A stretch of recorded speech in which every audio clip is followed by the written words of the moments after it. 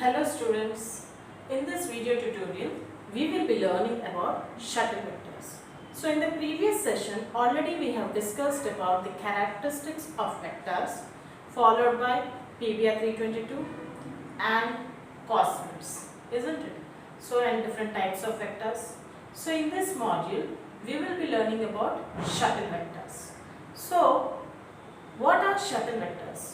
So before starting this session, you must be aware of the term shuttle.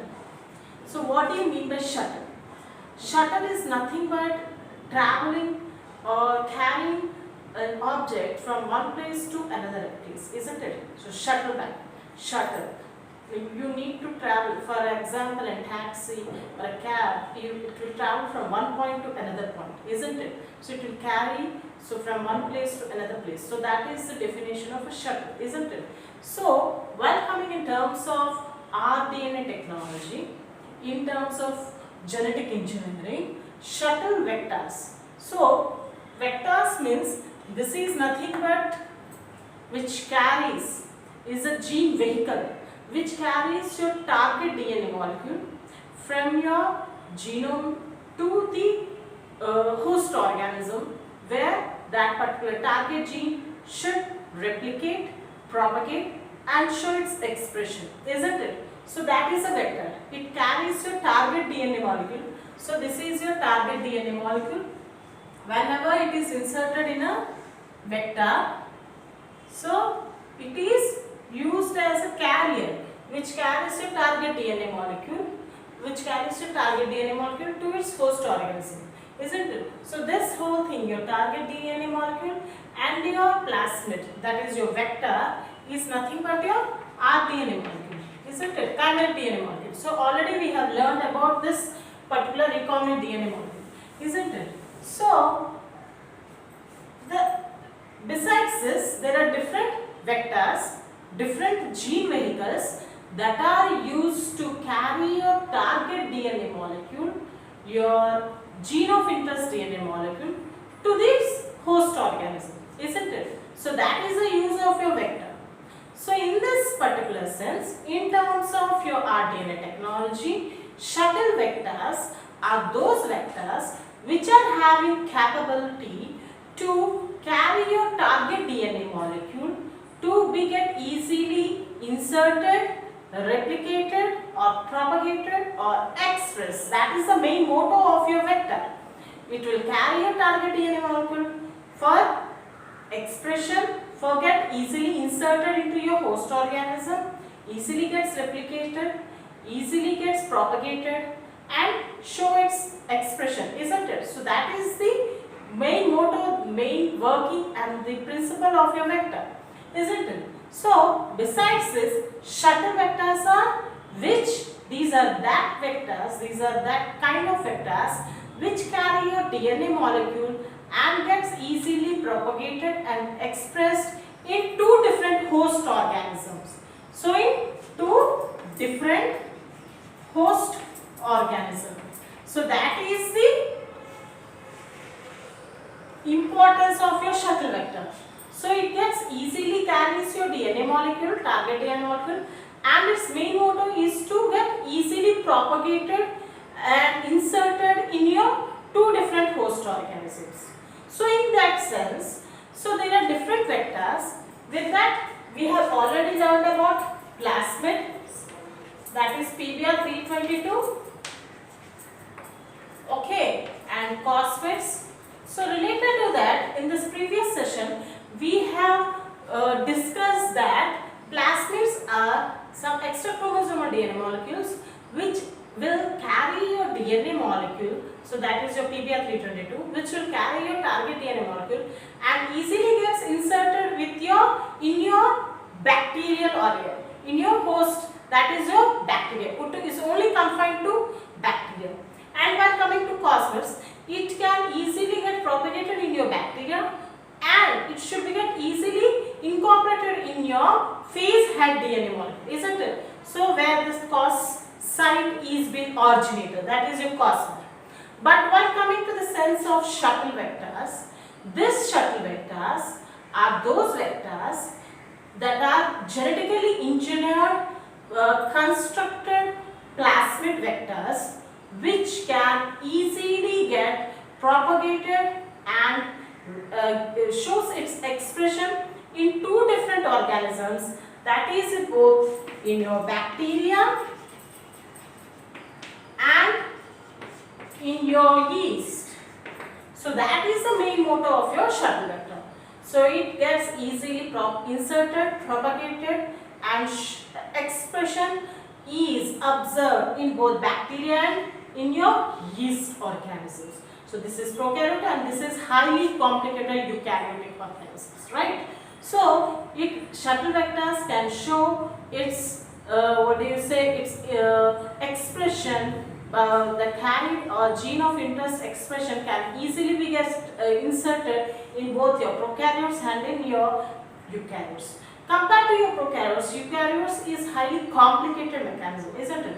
So this eukaryotic vectors should have a special properties. So in that sense, the plasmid is constructed in such a way, the plasmid vector is constructed in such a way that this particular vector can easily get propagated both in your bacteria and in your yeast, prokaryotes and in your eukaryotes. So this is your constructed shuttle vectors. So there are three important factors already we have learned in the criteria for your vectors, that it should have origin of replication, that is ORIC site, that is the three important factors for any vector, and multiple cloning sequences or multiple restriction sites, and second point is that it should have a markers, antibiotic sensitivities, isn't it? So these are the three important points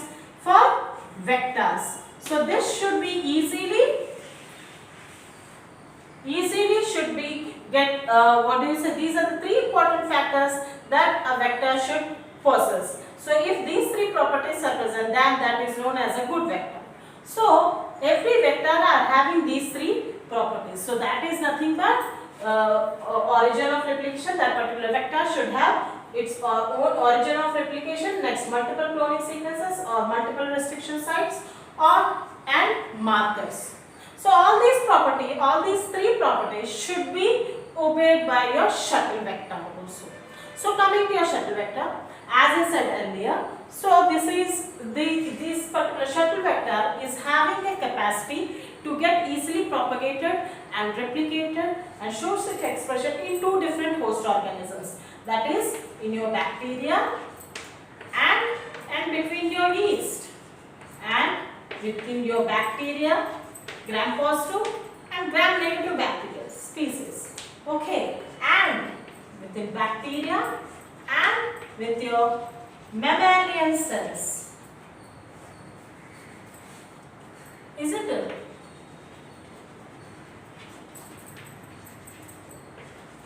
So these are the three different constructions of your shuttle vector. These are the three important factors for preparation or should be applied for your construction of a shuttle vector.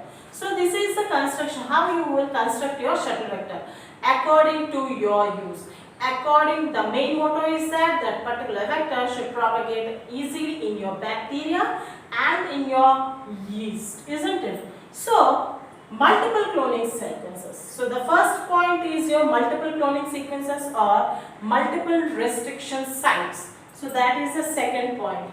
So restriction. So this is the site where the plasmid gets easily cleaved by restriction endonucleases. So when this particular vector is treated with restriction endonucleases, then what happens? These enzymes will cut your DNA molecule, will cut your vector DNA at this particular multiple cloning sequences. So it is the same for each and every restriction endonuclease, isn't it? So this is the same for both your bacterial for your bacterial host organism and for your yeast, isn't it? So this is unique for both bacteria and yeast. Now this is second is your ORIC site, that is origin of replication.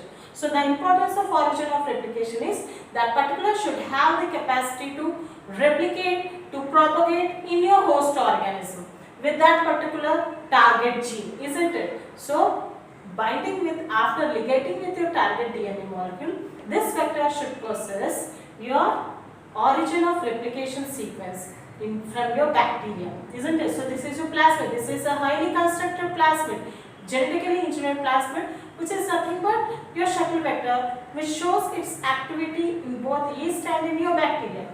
So this should possess replication activity, replicating activity. So it should have origin of replication from bacteria as well from yeast, so that it can replicate both in your bacteria and in your yeast. Next is your selectable markers. So the same thing is with your selectable markers also.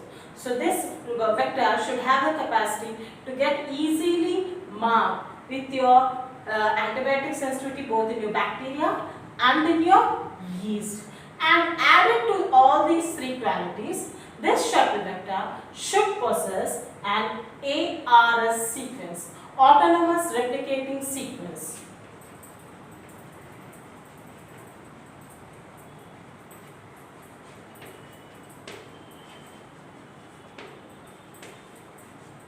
Autonomous replicating sequence or centromeric sites. So what is the importance of this autonomous replicator sequence?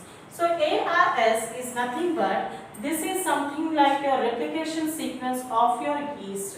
So this, as I said earlier, this is a highly specific eukaryotic sequence. Complicated complicated metabolism is observed in your eukaryotes. So this is generally used for replication purpose in your yeast. When this target DNA molecule is carried with your shuttle vector, this should be get easily inserted and propagated and shows it must show its expression in your yeast, isn't it? So for that purpose, added to your ORIC site of your yeast, it should have autonomous replicating sequence. So this is having a fourth sequence, that is A, B1, B2 and B3.